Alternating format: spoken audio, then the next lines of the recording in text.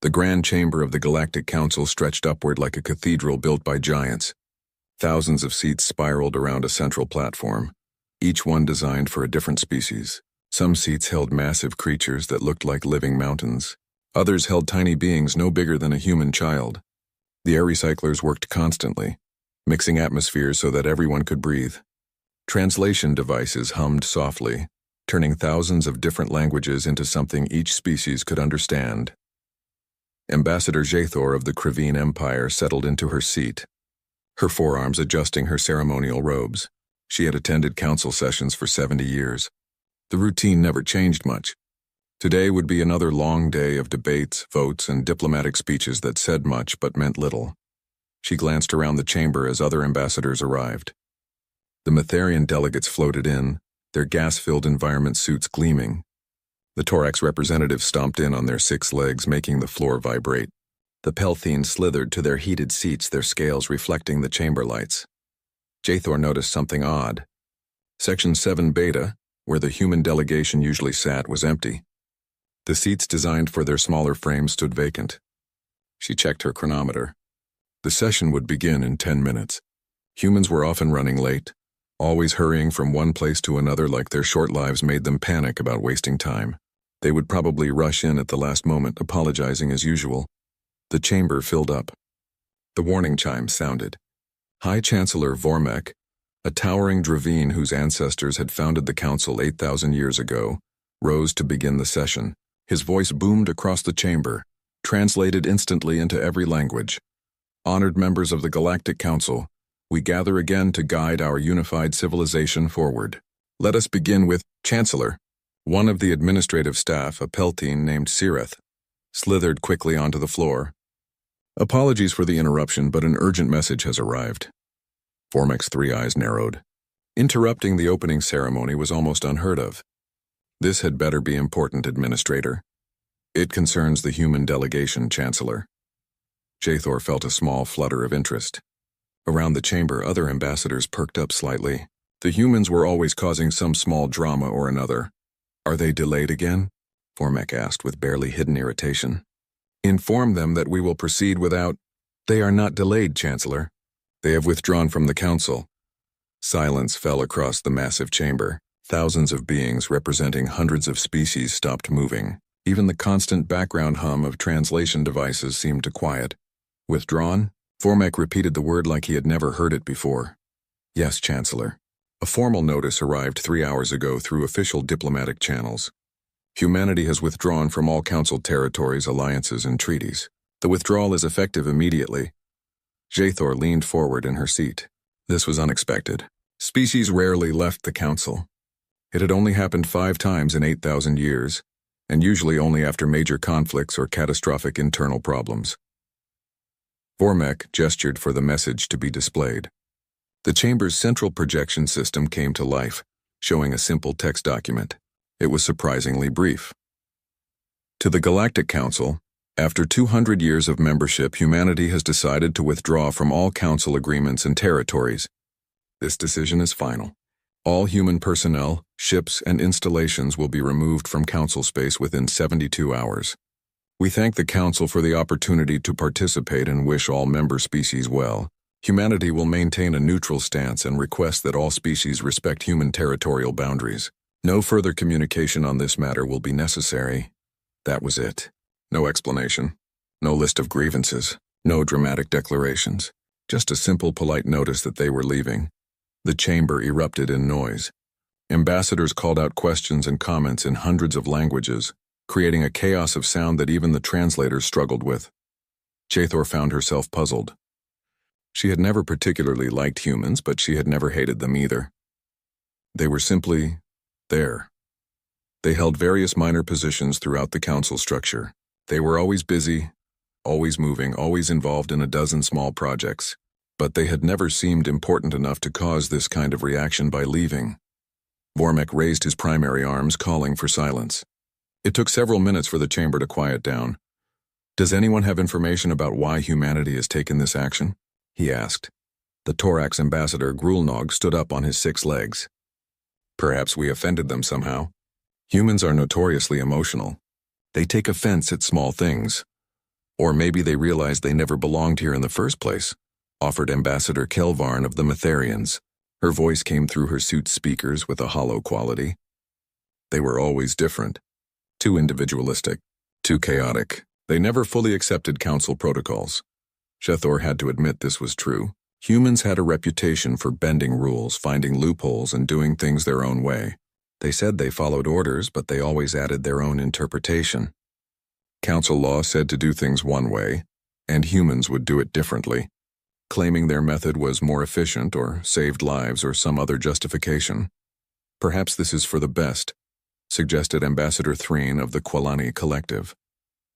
Without the human element introducing constant variables into our systems, operations may run more smoothly. Many ambassadors made gestures of agreement. Jathor found herself nodding along. Yes, perhaps this was not a crisis, but an opportunity. The council had existed for thousands of years before humanity joined. It would continue long after. Very well, Vormek declared. Let the record show that humanity has withdrawn from the council. We will redistribute their assigned responsibilities among existing members. Administrator Sirith, prepare a list of human-held positions and duties. Already prepared, Chancellor. Sirith brought up another display. Jathor scanned the list. It was longer than she expected. Humans had their manipulative little appendages in quite a few areas, but as she read, she felt reassured. These were all minor positions. Nothing critical. Infrastructure maintenance coordination. That sounded boring. They probably just filed reports about broken equipment. Cultural liaison services. Every species had cultural liaisons. Humans handled some of them. Others would take over. Translation system administration. Well, the automatic systems did most of the work anyway. Disaster response coordination. How hard could that be? You show up to a disaster and help. Simple trade route optimization. Ships knew how to fly. Routes were routes, diplomatic mediation services. Now this one made Jathor pause. She had seen humans mediating minor disputes between species. They had a strange talent for it. Somehow understanding what different species wanted even when those species could barely understand each other. But surely this was not essential. Species could talk to each other directly. These positions can be easily filled, Vormek announced. I see no cause for concern. The council is built on the strength of hundreds of species. The loss of one, particularly one that never fully integrated, changes nothing fundamental. More gestures of agreement rippled through the chamber. Now then, Vormek continued, let us proceed with today's agenda. First item, the proposed expansion of mining rights in sector. Chancellor, Sirith interrupted again. Reports are coming in from multiple council facilities. Human personnel are evacuating their posts. Of course they are. They said they would leave within 72 hours. Yes, but they are leaving very quickly. Station 79 reports that all human staff departed within the last hour. Base Thalon says the humans packed up an entire research facility in 40 minutes. The speed is unusual. Vormek waved a dismissive hand. Humans are always in a hurry. Let them leave quickly if they wish. Better than having them linger. Continue monitoring and ensure they take nothing that belongs to the council. Yes, Chancellor. The session continued. They debated mining rights. They discussed trade agreements. They voted on environmental regulations. It was all very normal. Jathor even forgot about the humans for stretches of time. Her attention focused on the complex political maneuvering that made up council business. When the session finally ended 8 hours later, she returned to her diplomatic quarters. Her staff had prepared reports for her to review. As she read through them, she found several mentions of human departures from various facilities. One report caught her attention. It was from the Council's Central Translation Hub, a massive facility that processed real-time translation for thousands of simultaneous communications across Council space. The hub's director, a methodical Qualani named Preen, had filed a concerned note. All human technicians departed the Central Translation Hub at 14:37 today. They said goodbye to colleagues and wished us well. Before leaving, they attempted to provide training documents and system notes to remaining staff. We informed them this was unnecessary as the translation systems are fully automated and require minimal oversight. They seemed concerned but did not argue. Note: humans have been maintaining several subroutines in the translation matrix that are not in the standard documentation. Attempting to locate records of these subroutines, Jathor felt a small twinge of unease. Then she dismissed it. Humans were always worried about little details.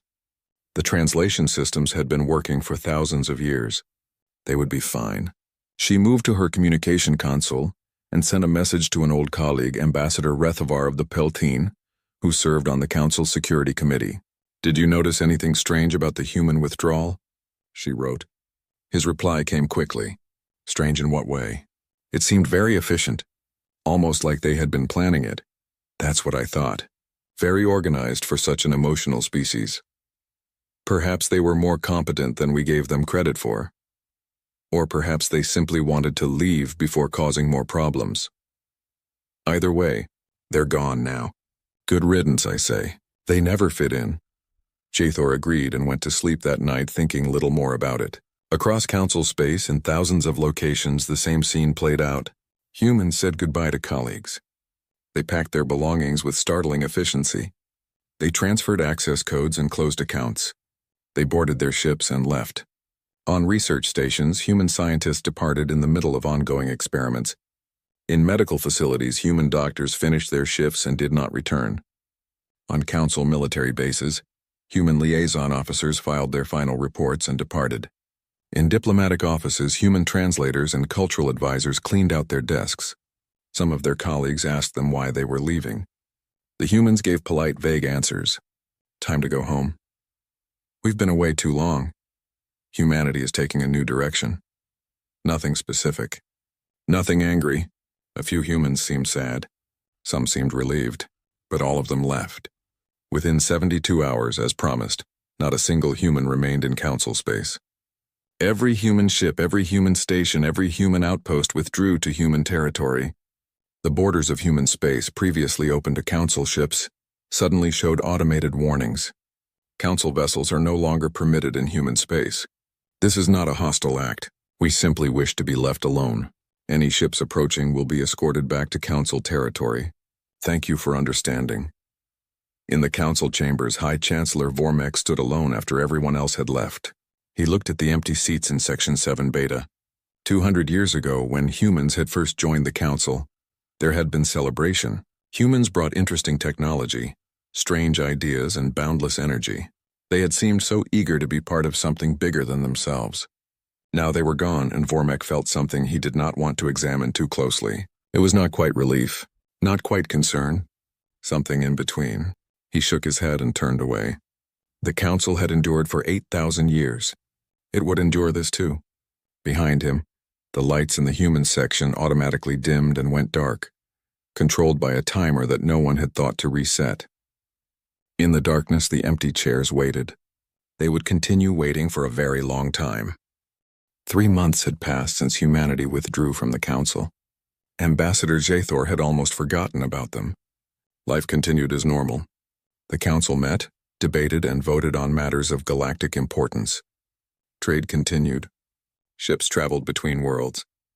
The daily business of running a civilization that spanned thousands of systems carried on, almost normal. Jathor sat in her office reviewing the morning reports when she noticed something odd. A message from the Torax embassy had come through her translation system garbled.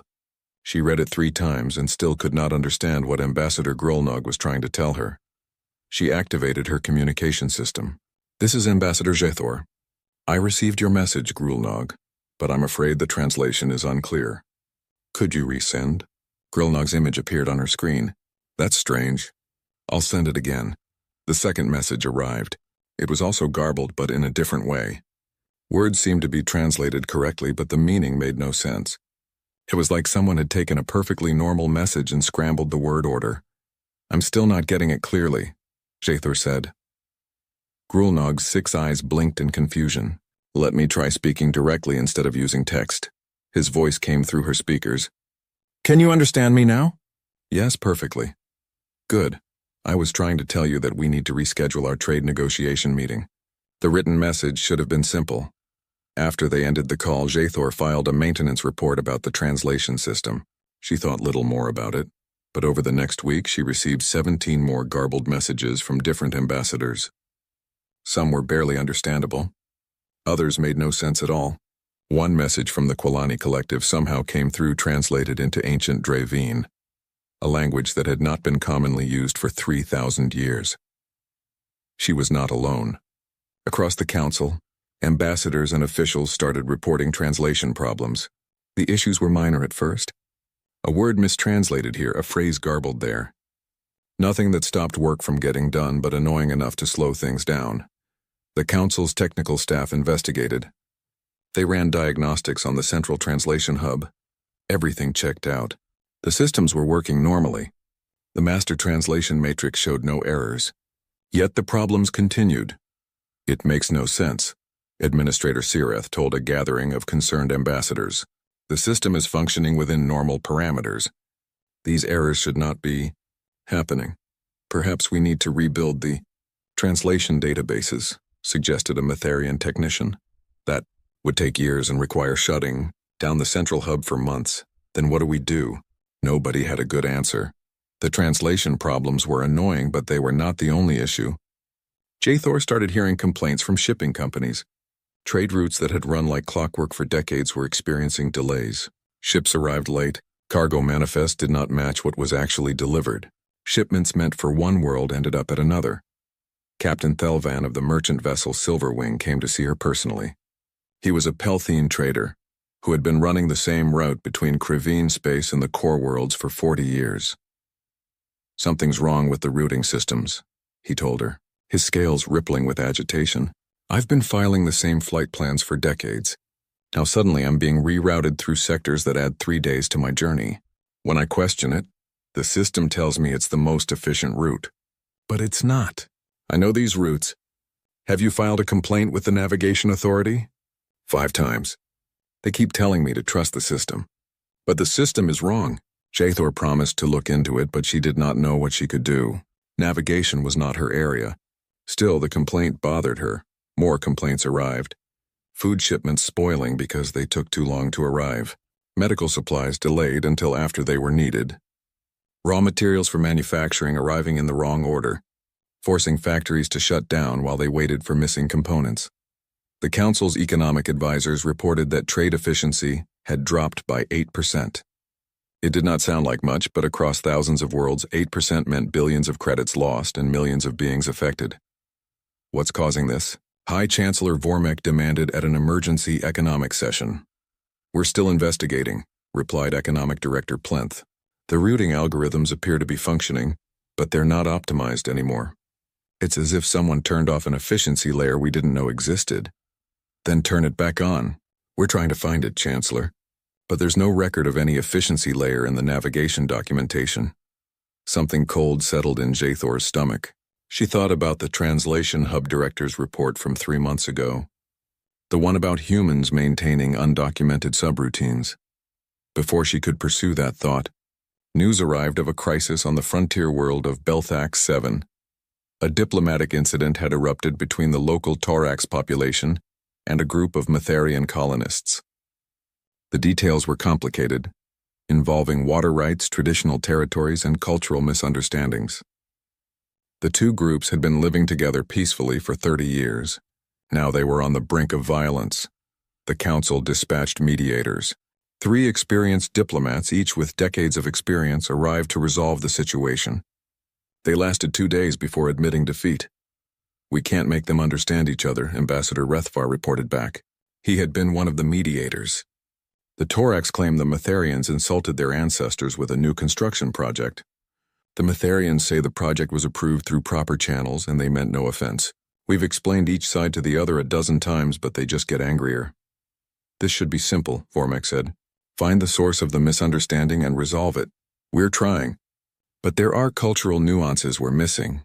The Torax keep referencing something about shadow boundaries that our translators say means territorial markers. But the Metharians say means spiritual concepts. Every time we think we understand, we find out we've made it worse. The situation on Belthax 7 escalated. Violence broke out. 12 Torax and 8 Metharians died before Council peacekeepers restored order. The two communities were separated, but the damage was done. 30 years of peaceful coexistence destroyed in a week. Jathor reviewed the incident reports late one night. Something nagged at her. She searched the historical records and found similar incidents. 5 years ago, a near-identical situation had occurred on Belthax 7. Different issues, but the same cultural tensions. In that case, a human mediator named David Chen had resolved it in 3 days. She read his report, trying to understand what he had done differently. His notes mentioned understanding the shadow boundary concept, which he explained was both territorial and spiritual, requiring solutions that addressed both aspects simultaneously. He had brought the two groups together for a series of informal meals, letting them share food and stories while he facilitated conversation. It sounded simple, but the Council's trained mediators had not thought of it. They had focused on legal frameworks and logical arguments. Jathor wondered what David Chen was doing now. Probably back on Earth, living his short human life, happy to be away from Council problems. The problems kept accumulating, small things mostly, annoying things. But they added up. A station life support system failed for 3 hours before technicians figured out the problem. Nobody died, but 300 beings were evacuated and 12 were hospitalized. The maintenance logs showed that a human technician named Rodriguez had been performing weekly checks on that exact system for 8 years. After she left, the checks had been reassigned to a local crew who did not know what to look for. A medical database became corrupted, mixing up patient records for 3 different species. Doctors prescribed medications designed for pelthene biology to thorax patients. Fortunately, someone caught the error before anyone was hurt. The investigation revealed that humans had been running verification subroutines on the database every night. Nobody else had known the subroutines existed. 2 ships collided in a busy trade corridor because the traffic control system routed them to the same coordinates at the same time. Both crews survived, but the ships were destroyed. The traffic control AI insisted it had calculated everything correctly.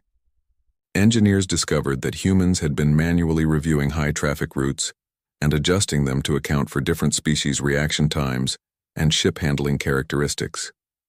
Without those adjustments, the AI's calculations were technically correct, but practically dangerous. In the council chambers, sessions started running longer. Debates that used to take hours now stretched across days. Ambassadors who used to understand each other with ease now found themselves confused and frustrated. "I don't understand what the Qualani delegation is proposing," Ambassador Kelvarn said during one particularly contentious session. "We have explained it 3 times, responded Ambassador Threen coldly. "You've said words, but they don't make sense together." Arguments like this broke out constantly. Tempers grew short. Species that had been allies for centuries started viewing each other with suspicion. Jathor watched it all with growing unease. She started doing something she never thought she would do. She started researching what humans had actually done during their 200 years on the council. The more she researched, the more disturbed she became. Humans had served on the Central Translation Hub staff, not just as technicians but as cultural consultants. They had been the ones teaching the automated systems about context, idioms, and cultural nuance. Translation was not just about converting words from one language to another. It was about understanding what those words meant to different species, with different histories and different ways of thinking. Humans, for some reason, had been exceptionally good at this. Humans had worked in infrastructure maintenance across council space. They had not just fixed things when they broke. They had anticipated problems and prevented them. They had optimized systems, making them run smoother and more efficiently. They had maintained equipment with a thoroughness that other species found excessive.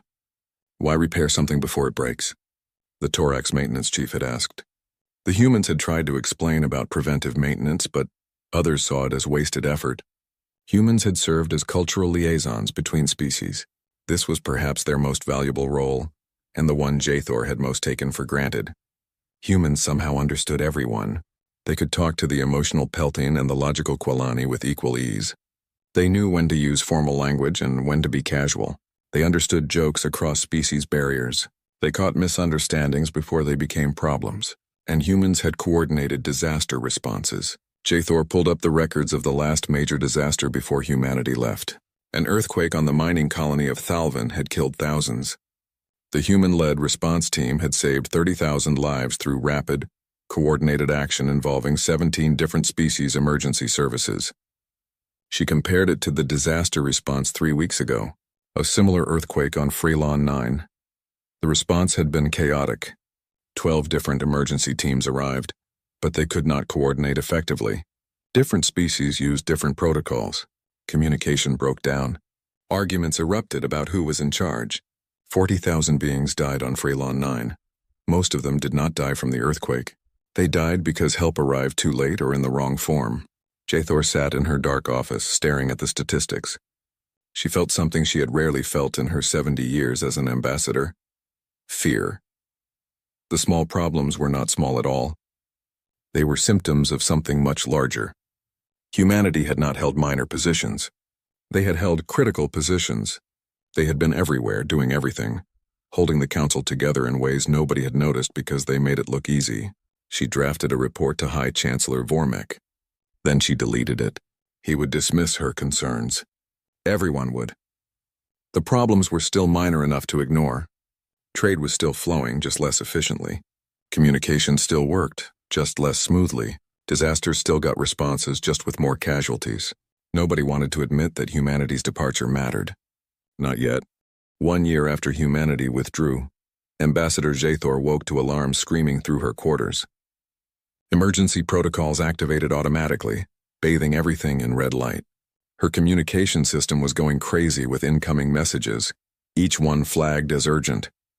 She scrambled to her console and opened the priority channel. High Chancellor Vormek's face appeared, and even through the screen she could see his panic. Emergency council session in 1 hour. All ambassadors must attend. This is not optional. The channel closed before she could ask questions. Jathor dressed quickly and rushed to the council chambers. Other ambassadors were arriving in similar states of confusion and alarm. The chamber filled faster than she had ever seen, everyone demanding to know what was happening. Vormek took the central platform. He looked like he had aged a decade overnight. Station Thalmorath is being evacuated, he announced without preamble. Life support is failing. 20,000 beings need to be relocated within 6 hours. Station Thalmorath was one of the oldest council stations, a massive structure that had orbited the gas giant Thal for 3,000 years. It was home to research facilities, diplomatic offices, and a civilian population. 20,000 beings lived and worked there. How did this happen? Ambassador Grulnog demanded. We don't know yet. The environmental systems began malfunctioning this morning. Cascading failures across multiple redundant systems. Engineers are trying to identify the cause, but evacuation is the priority. 6 hours is not enough time, Jathor said. We need at least 12 hours to evacuate that many beings. We don't have 12 hours. Oxygen levels are dropping faster than predicted. We have the time we have. The council scrambled into emergency mode. Ships were dispatched. Evacuation protocols were activated. Ambassadors coordinated with their home governments to send help. It was chaos. Pure chaos. Ships arrived at the station but could not dock efficiently because the automated docking system was malfunctioning. Manual docking was possible but much slower. Evacuees packed into ships designed for cargo, not passengers. 3 different species needed different atmospheric conditions, requiring hasty modifications to ship environments. Communication between the evacuation ships was a nightmare. Captains could barely understand each other through the degraded translation systems. Orders were misunderstood. Ships were sent to the wrong docking ports. Evacuation routes became bottlenecked. Jathor watched the live feeds with growing horror. This should have been a smooth operation. The council had evacuation protocols. They had emergency procedures. But everything that could go wrong did go wrong. In the end, they evacuated Station Thalmorath with 47 minutes to spare before life support completely failed. But the evacuation was a disaster. 17 beings died in the crush at docking ports. Hundreds more were injured. Families were separated. Essential equipment was left behind. Research data spanning centuries was lost. And worst of all, nobody could figure out what had caused the failure in the first place. The maintenance logs show regular inspections, the head engineer reported to a grim council. Everything should have been working. But it's like the systems degraded all at once. Every redundant backup failed simultaneously. It should have been impossible. Jathor requested access to the historical maintenance records. She found what she was looking for and wished she had not. For 15 years, a human engineering team led by someone named Maria Santos had maintained Station Thalmorath's life support systems. They had not just performed standard maintenance. They had continuously upgraded and optimized the systems, replacing components before they showed signs of wear, adjusting algorithms to account for changing usage patterns. monitoring stress indicators that were not part of standard protocols. After they left, maintenance had continued according to official protocols. Check the systems once a month. Run diagnostics. Replace components when they fail. Standard procedure. Except standard procedure had not been enough. The station had been living on borrowed time, coasting on the foundation the humans had built. When that foundation finally degraded past a critical threshold, everything collapsed at once. Jathor tried to present this information to the council, but nobody wanted to hear it. Acknowledging that humanity's absence had caused this disaster would mean admitting they had made a terrible mistake in letting humans leave. It would mean accepting that humans had been far more important than anyone had believed. It was easier to blame the disaster on bad luck, on old equipment, on anything except the truth. But the disaster at Station Thalmorath was just the beginning. 2 weeks later, the Grand Council communication network began collapsing. The network connected 847 species across thousands of systems, allowing real-time communication and data sharing. It was the nervous system of Council civilization. It started with slowdowns. Messages took minutes instead of seconds to arrive. Then hours. Then some messages did not arrive at all. Sectors began losing connection with the central hubs. Within days, whole regions of Council space were cut off from each other. Engineers worked frantically to identify the problem. They found hundreds of problems. The network was incredibly complex, built layer by layer over thousands of years. Different species had contributed different technologies. It was a magnificent achievement of cooperative engineering. It was also a nightmare to maintain, and it turned out that humans had been the ones maintaining it. They had been the thread connecting all the different technologies, the ones who understood how Thorax encryption protocols interfaced with Quilani data compression, how Matherian routing algorithms worked with Pelthene security systems. They had been the translators not just of language but of technology itself. Without them, the network was falling apart. Trade dropped 63% in the next 3 months. Without reliable communication, merchants could not coordinate shipments. Worlds that depended on imported food faced shortages. Factories shut down without raw materials. Unemployment skyrocketed. The economic collapse triggered political instability. Species began to distrust each other. Ancient grievances, long buried under centuries of cooperation, resurfaced. Old enemies remembered why they had been enemies. War broke out in 4 different sectors. Not major wars, not yet, but the kind of bitter territorial disputes that had been unthinkable for generations. Species that had been at peace for centuries suddenly found themselves shooting at each other over resource disputes that should have been resolved through negotiation. But negotiation required communication, required mediation, required trust, and all of those things were breaking down. Jathor attended an emergency session where 3 different ambassadors nearly came to violence on the council floor. The argument had started over mining rights but had escalated into personal insults and threats. Vormek had to call security to separate them. "This is insane," Jathor shouted afterward at a private gathering of senior ambassadors. "We're better than this. We're supposed to be civilized." "Civilized?" Ambassador Rethvar said bitterly. "We were civilized when humans were here making sure we stayed civilized. Now we're showing who we really are." That comment sparked an argument that lasted 3 hours. Some ambassadors defended the council, insisting they did not need humans to maintain order. Others reluctantly admitted that things had been better before. Then came the plague on Kelthran Prime, and any remaining illusions shattered. The disease appeared suddenly, spreading through the Quilani population of the core world. It was a known illness, something that had been documented and treated successfully for decades. The cure existed. It was simple to manufacture, but nobody could find the protocols. The medical database had fractured along with the communication network. Different hospitals had different versions of patient records and treatment protocols. The cure for the Kelthran plague was known, but the exact specifications for manufacturing it were scattered across a dozen different databases that could no longer communicate with each other. Medical teams tried to reconstruct the treatment from fragmented records. They synthesized 6 different versions based on incomplete data. 3 did nothing. 2 made patients worse. 1 seemed to work but not reliably enough. While doctors scrambled to find the answer, the plague spread. Millions fell ill. Hundreds of thousands died. A team of researchers finally discovered the complete treatment protocol in an archived database that nobody had known existed. By then, 2 million beings had died. Jethor attended the memorial service on Kelthron Prime. She stood with ambassadors from dozens of species, all of them listening to the names of the dead being read aloud. It took 6 hours. She felt numb. This was not supposed to happen. The council was advanced. They had technology. They had knowledge. They should have been able to stop a known disease easily. After the service, she returned to her quarters and did something she had been avoiding for months. She accessed the deep archives and pulled up every record of human activity in the council over the past 200 years. She read for 3 days straight, barely sleeping, forgetting to eat. Her staff worried about her, but she ignored them. She had to understand. What she found was staggering. Humans had not just held positions in the council. They had been woven into every aspect of council civilization. They were maintenance workers and engineers, doctors and mediators, teachers and administrators, programmers and analysts. They worked in hospitals and schools, on stations and ships, in offices and factories.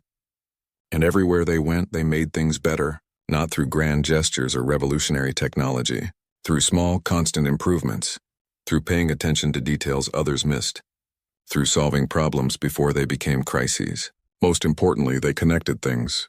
The council was made up of 847 different species, each with their own way of thinking, their own priorities, their own communication styles. That diversity was the council's greatest strength, but it was also a tremendous challenge. How did you make 847 different species work together? The answer was humans. They had been the glue. They understood everyone just well enough to help everyone understand each other. They translated not just words but concepts, not just information but intentions. They saw patterns across species barriers. They built bridges between cultures. Jethor found documentation of a council systems analysis done by a human researcher named Dr. Catherine Park just 2 years before humanity withdrew. The report had never been widely circulated. Park had written, "The council believes it operates through formal structures, governments, councils, committees, protocols. But the real work of the council happens in the spaces between these structures. It happens when a thorax engineer needs to explain a technical problem to a Pelthine administrator, when a Matharian doctor needs to treat a Quilani patient, when a Krivine diplomat needs to understand why a Dravine is offended. The formal structures create the framework, but humans provide the connections that make the framework function. We are, for better or worse, the unofficial nervous system of council civilization. If we ever leave, the council will not collapse immediately. But over time, without these millions of small connections being maintained, the whole system will degrade. I hope I'm wrong." She had not been wrong. Jethor closed the report and sat in the darkness of her quarters. Outside, the council was falling apart. Species were withdrawing to protect their own interests. Wars were spreading. The economy was in freefall. The communication networks were dying. The council had stood for 8,000 years. It might not survive 8 more. And the worst part? It was not too late to fix it. Humanity still existed. They were just beyond the borders, living their lives, leaving the council to face the consequences of their own arrogance. Jethor had dismissed humans as too emotional, too chaotic, too strange. She had never bothered to understand what they actually did. None of them had. Now she understood, and the understanding came far, far too late. 2 years after humanity withdrew, the Galactic Council was dying. 23 species had officially left, withdrawing to protect their own interests. Another 40 were on the verge of leaving. Open warfare had spread to 7 sectors. The economy had contracted by 40%. Communication between remaining members was sporadic at best. High Chancellor Vormek looked like a shell of his former self. His once impressive presence had withered. He moved slowly, spoke quietly, and seemed perpetually exhausted. Ambassador Jethor had changed too. She no longer cared about the political maneuvering that had defined her career. She had one goal, now, save what could be saved, and she knew there was only one way to do that. "We need to ask humanity to return," she said at a gathering of senior ambassadors. The room fell silent. For a long moment, nobody spoke. Then Ambassador Grulnog let out a bitter laugh. "Ask them to return? After we dismissed them? After we made it clear they were not wanted?" "Yes," Jethor said firmly. Because without them, the Council will not survive another year. We survived for 8,000 years before they joined. We were different then. We had not built our civilization around their contributions. We did not have systems that depended on their maintenance. We were independent. Now we are not. Now we need them. I will not beg, Ambassador Threen said coldly. Then billions will die, Jathor replied. Is your pride worth that? The debate raged for hours. Some ambassadors refused to consider asking humanity for help. Others reluctantly agreed it might be necessary. A few, like Jathor, insisted it was the only option. In the end, Vormek made the decision. We will send a delegation to human space, he announced. We will ask humanity to return to the Council. We will offer whatever is necessary to convince them. He looked directly at Jathor. You will lead the delegation. She had expected this. She was one of the few who had been willing to admit the truth about humanity's importance. That made her the logical choice, even if it felt like punishment. The delegation consisted of 5 ambassadors representing the major species factions: Jathor, Grulnog, Rethvar, Threen, and a young Draveen named Kelmeth, who had not been on the Council when humanity left. They traveled in the diplomatic vessel Unity's Promise, a ship whose name now felt like cruel irony. The journey to the edge of human space took 6 days.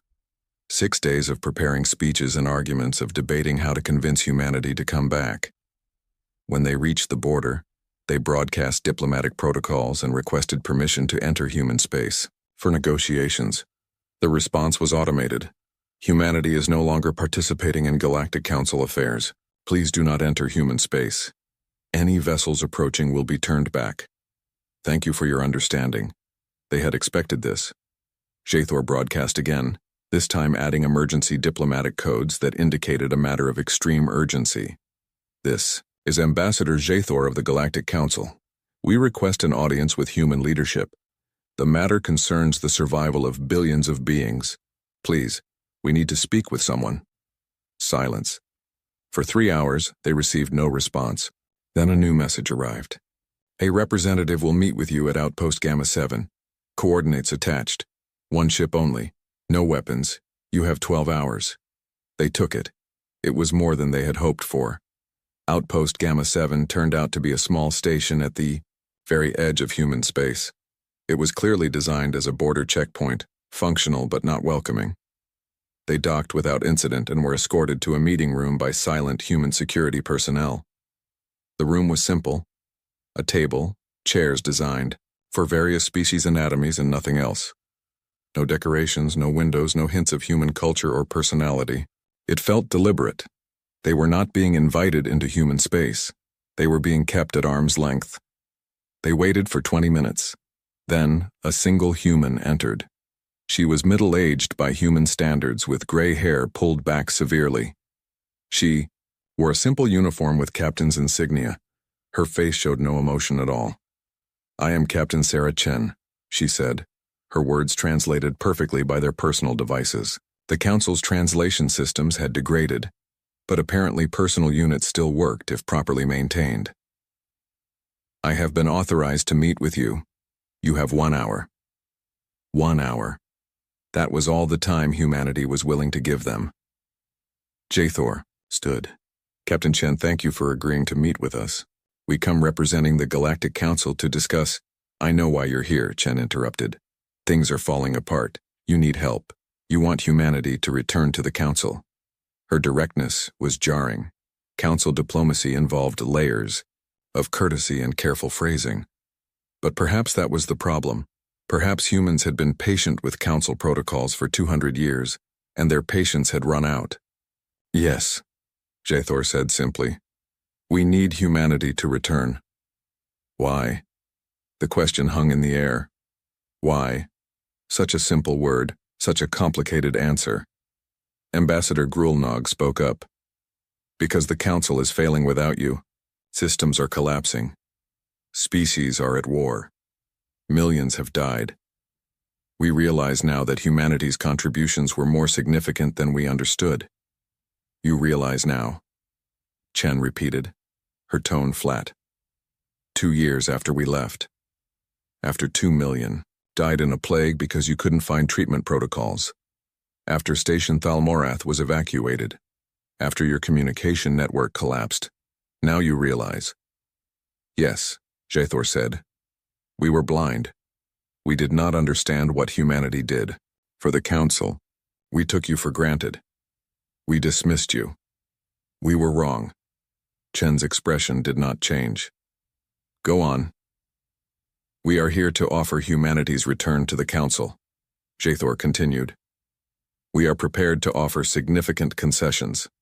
Seats on the High Council, economic privileges, first-tier diplomatic status, control over any departments you wish. We will formally apologize for how humanity was treated. We will build memorials honoring human contributions. We will do whatever is necessary.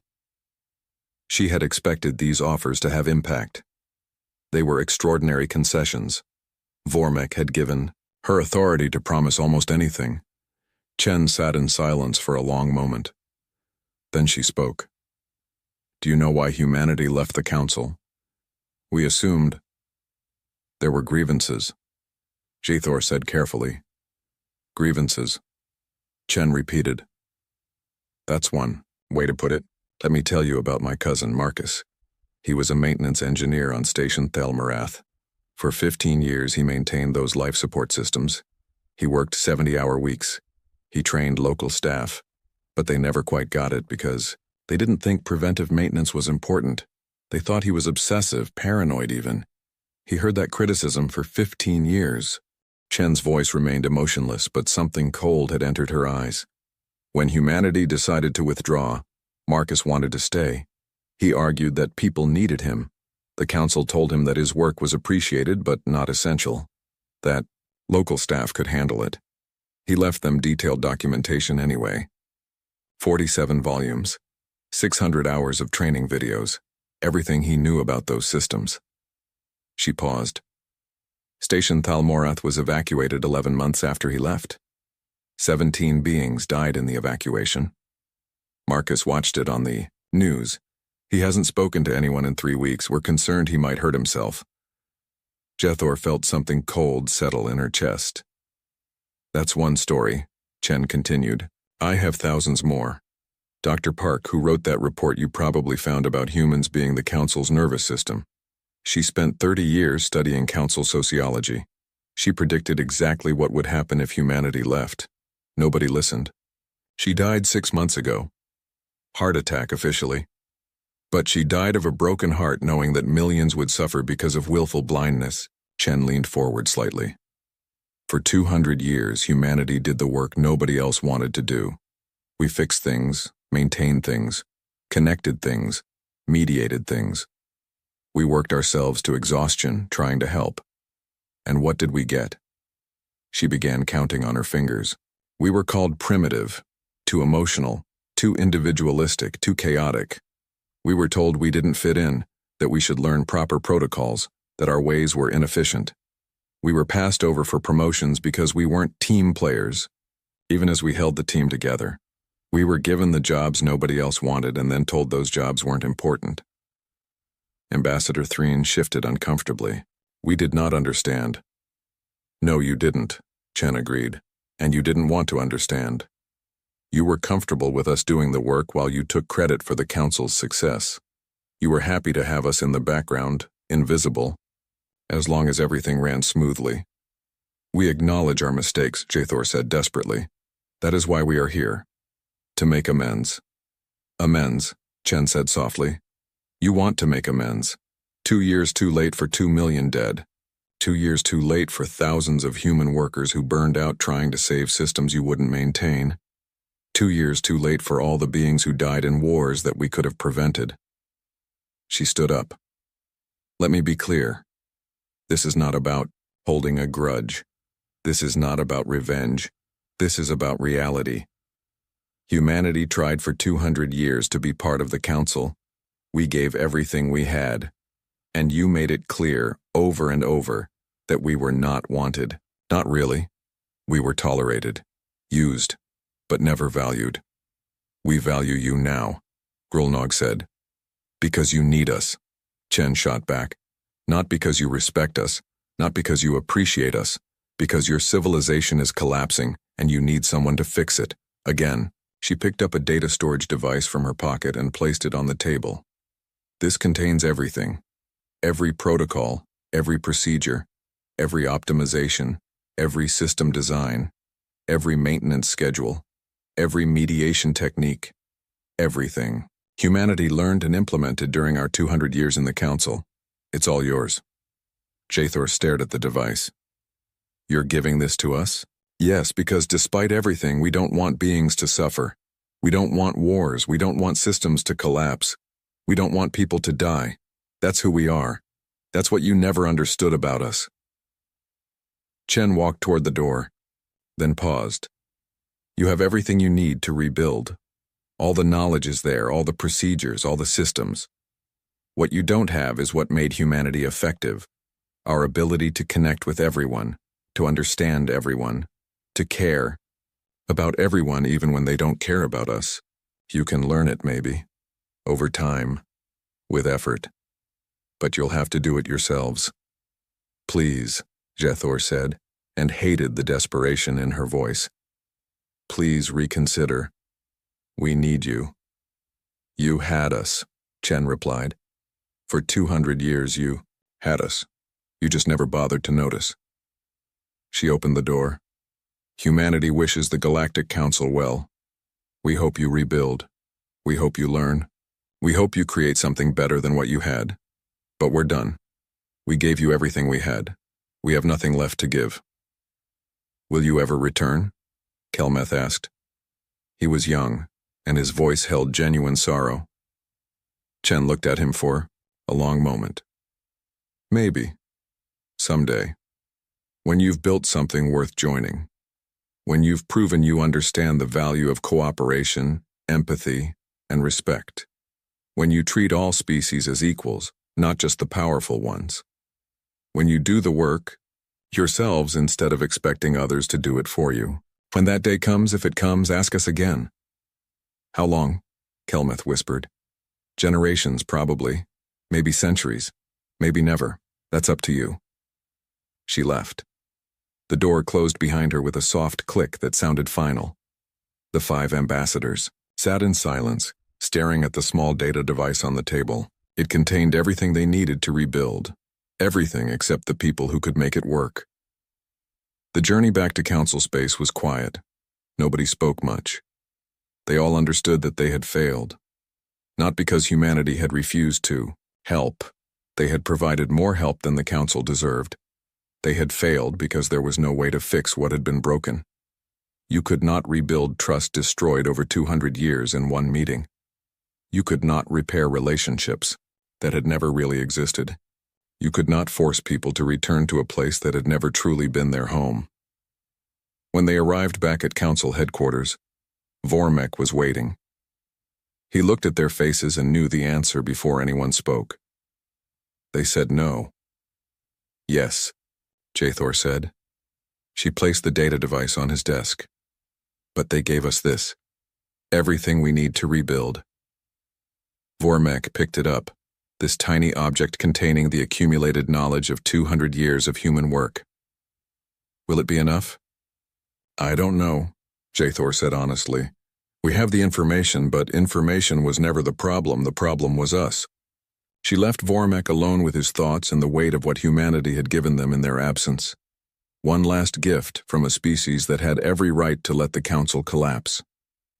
In human space, Captain Sarah Chen returned to her quarters on Earth and allowed herself to feel for the first time since the meeting. She cried for Marcus, for Dr. Park, for all the humans who had given so much and received so little appreciation. But she also felt hope. The Council had their information. Maybe they would learn. Maybe they would grow. Maybe, someday, they would build something worth rejoining. Until then, humanity would watch, and wait, and hope they had made the right choice.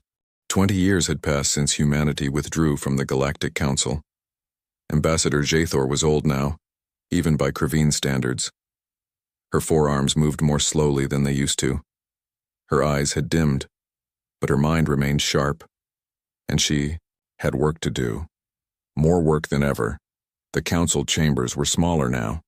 Only 400 species remained as members. The grand spiral of seats that had once held representatives from 847 species now showed vast gaps. Some sections had been closed off entirely, the empty seats a reminder of what had been lost. But the chamber was full of activity. Species that remained were actually working together, talking to each other, solving problems. The sessions were messier than they used to be. Arguments broke out frequently. Progress was slow, but it was real progress. Not the illusion of cooperation that had existed before. Jathor watched the session from her seat. They were debating agricultural technology sharing between 3 species, whose worlds were facing food shortages due to climate changes. The debate had been going on for 6 hours. 20 years ago, humans would have mediated this discussion and reached a solution in 2 hours. Now the species had to figure it out themselves. It was frustrating. It was inefficient. But it was teaching them something humans had always known. Cooperation was hard work, and there were no shortcuts. Ambassador Kelmeth, who had been young, during the failed delegation to human space, was now a senior member of the council. He had dedicated his life to what he called the Renaissance Project, an effort to rebuild council civilization using human principles as a guide. We cannot simply copy what humans did, he often said. We must understand why they did it. We must develop our own capacity for empathy, mediation, and cooperation. The Renaissance Project had started small, with just a few dedicated members. Now it had grown to include representatives from over 100 species. They studied human history, human psychology, human social structures. They tried to understand what made humans so effective at connecting different species. Some species mocked the project. "We're trying to become humans," they said dismissively. "We should focus on our own strengths." But Kelmeth always responded the same way. "We're not trying to become humans, we're trying to become better versions of ourselves by learning from their example."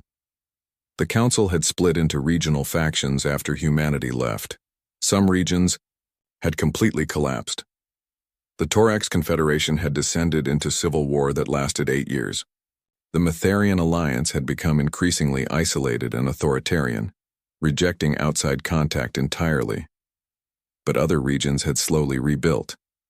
They used the information humanity had provided. They studied the protocols. They implemented the systems. It was hard work. They made mistakes. But gradually, things improved. The Central Translation Hub had been rebuilt from the ground up. It took 5 years and the combined effort of dozens of species. The new system was not as good as what humanity had maintained. Translations were less nuanced, more literal. But it worked. Species could communicate.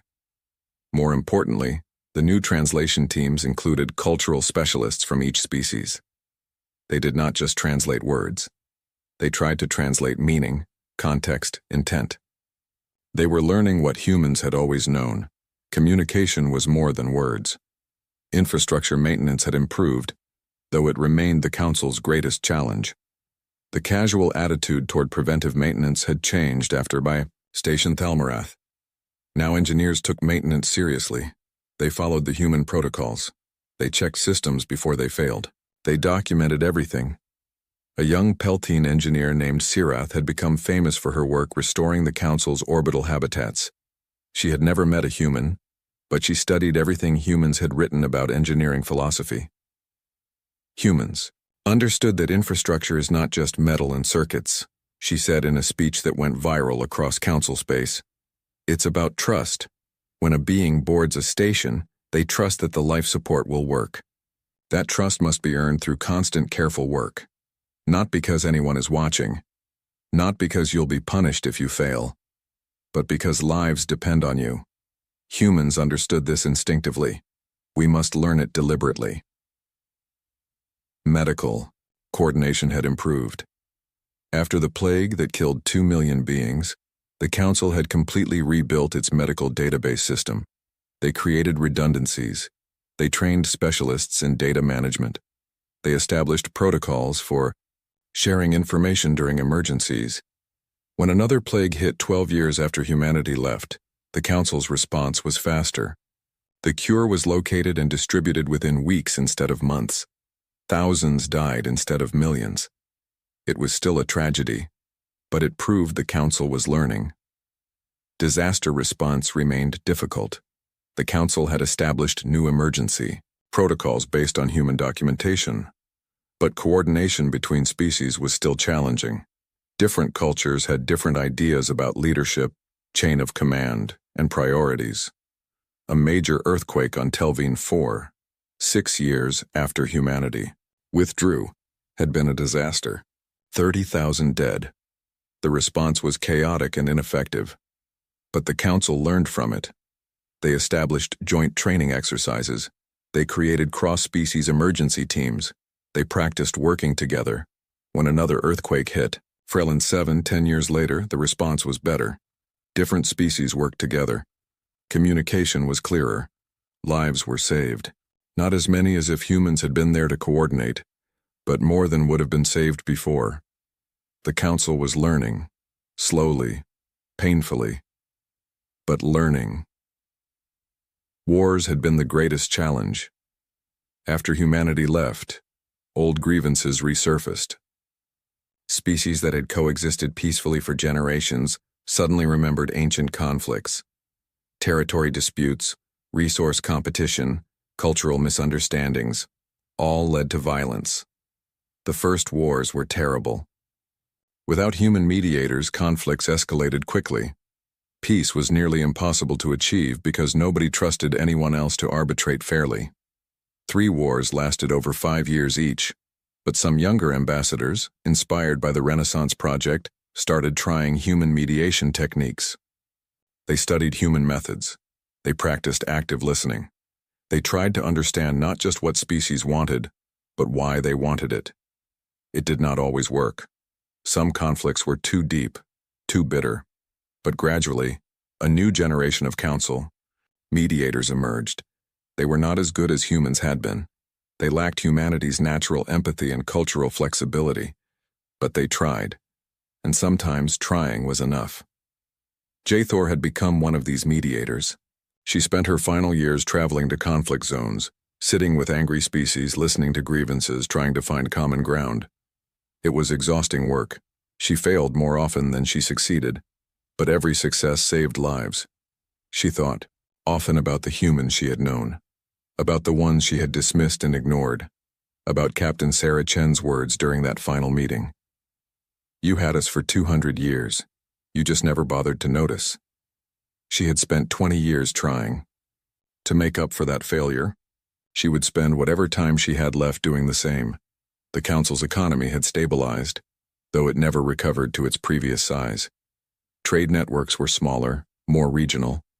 Species traded with neighbors and trusted partners rather than across the entire Council space. It was less efficient but more stable. Some species had prospered in the new reality. The Quilani Collective had embraced the Renaissance Project principles and built a thriving regional economy based on cooperation and mutual benefit. Others, like the Matharian Alliance, had retreated into isolation and stagnation. The Thorax, after their long civil war, had emerged transformed. They had been humbled by their suffering and had become some of the strongest advocates for learning from humanity's example. Former Ambassador Grulnog, now elderly, had written a book called The Price of Arrogance about the Council's failure to value humanity. "We thought we were superior because we were older," he wrote, "because our civilizations had existed for thousands of years. We looked at humanity's young civilization and saw them as children. But wisdom is not about age, it's about understanding. And humans understood things about cooperation and empathy that we, in all our ancient pride, had forgotten or never learned." The book was controversial but widely read. It sparked debates across Council space about values, cooperation, and what it meant to be civilized. Jathor stood in her private quarters, looking at the data device Captain Chen had given them 20 years ago. She had kept a copy, studied it endlessly. She knew its contents better than almost anyone. The protocols, the procedures, the systems, all brilliant in their simplicity once you understood the philosophy behind them. But the device was not enough. It had never been enough. Information could not replace understanding. Protocols could not replace empathy. Systems could not replace people. That was humanity's final lesson, the most important one. A message alert chimed. Jathor opened it and felt her heart skip. It was from human space. The first official communication in 20 years. The message was simple. To the Galactic Council, we have been watching your progress. We see that you are trying. We see that you are learning. This message is not a commitment but an acknowledgement. You are moving in the right direction. Keep going. Admiral Sarah Chen, Human Diplomatic Corps. Jathor read it 3 times. Then she sent a reply, knowing it might take weeks to reach human space. Admiral Chen, we received your message. We are trying to build something worth your return. We do not know if we will succeed. We do not know if we will succeed in our lifetimes, but we are learning. Thank you for watching. Thank you for hoping. Humanity taught us that the work is what matters, not the recognition. We understand now. Ambassador Jathor. She sent the message and sat back, feeling something she had not felt in years. Hope. That evening, the council held a special ceremony. It happened every year on the anniversary of humanity's withdrawal. At first, it had been a memorial, a way to mark what had been lost. Over time, it had evolved into something else, a reminder, a commitment, a promise to do better. The council, chambers filled with representatives from every species. Even those who had left the council sent observers. At the center of the chamber stood a new statue, unveiled 5 years earlier. It showed a figure in maintenance gear, datapad in hand, standing at the intersection of multiple paths. The figure was human. The plaque read, "To humanity, who held us together when we refused to hold ourselves. May we learn to be the bridge they were." High Chancellor Kelvak, a young Dravine who had taken over after Vormek's death, spoke to the assembled beings. 20 years ago, humanity left us to face the consequences of our own arrogance. We had taken them for granted. We had dismissed their contributions. We had never truly valued what they did for us. In the years since, we have learned hard lessons. Millions have died teaching us what humans tried to tell us peacefully. That cooperation requires work. That diversity requires empathy. That civilization requires everyone's effort. He paused, looking around the chamber. We have not rebuilt what we had. Perhaps we never will. Perhaps we should not. What we had before was built on the unacknowledged labor of one species holding everyone else together. What we are building now is different. Slower, messier, but it is ours. We are learning to hold ourselves together. Today, we received a message from humanity. They have been watching. They see our efforts. They acknowledge our progress. This is not a promise of their return, but it is hope, and hope is enough to keep trying. He gestured to the statue. Humanity left us with one final gift, the chance to learn who we could become, to learn if we could be better. Every day we must choose to accept that gift. We must choose to do the work. We must choose to be better than we were. The ceremony ended in silence. No applause, no celebration, just thousands of beings contemplating what had been lost and what might still be built. Later that night, Jathor stood alone in the empty council chambers. She looked at the statue of the human worker, forever standing at the intersection of paths, forever connecting, forever serving. We're trying, she whispered to the silent statue. It's slow, it's hard, we make mistakes, but we're trying. I hope that's enough. I hope someday you'll see what we've built and think it's worth joining. She turned to leave, then paused. From her robes, she pulled out a small object, her personal data device that she carried everywhere. On it was saved every piece of human writing she could find. History, philosophy, literature, technical manuals, personal journals. She had been studying humanity for 20 years, trying to understand what made them special. She had found some answers. Humans had evolved on a world of extreme diversity, which taught them to adapt, to communicate, to find common ground. They had short lives which made them value time and urgency. They had overcome tremendous challenges in their own history, which taught them resilience. But beyond all that, humans had chosen to care. That was the key. They could have kept to themselves, focused on their own civilization, avoided the complicated mess of the Galactic Council. Instead, they had joined. They had helped. They had given everything they had to beings who often did not appreciate them. And when they left, they still left behind everything needed to rebuild. Because even after being dismissed and undervalued, they still cared about preventing suffering. That was humanity's greatest gift.